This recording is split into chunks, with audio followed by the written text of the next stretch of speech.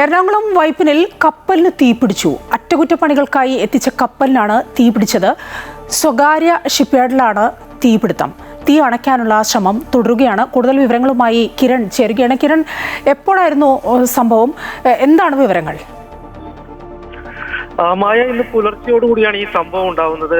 വൈപ്പിൻ കാളമുക്കിലുള്ള ഒരു സ്വകാര്യ ഷിപ്പ്യാർഡാണ് ഇത്. ഈ ഷിപ്പ്യാർഡിൽ അറ്റകുറ്റപ്പണികൾക്കായിട്ട് എത്തിച്ചിട്ടുള്ള കപ്പലിനാണ് തീപിടുത്തം ഉണ്ടായിരിക്കുന്നത്.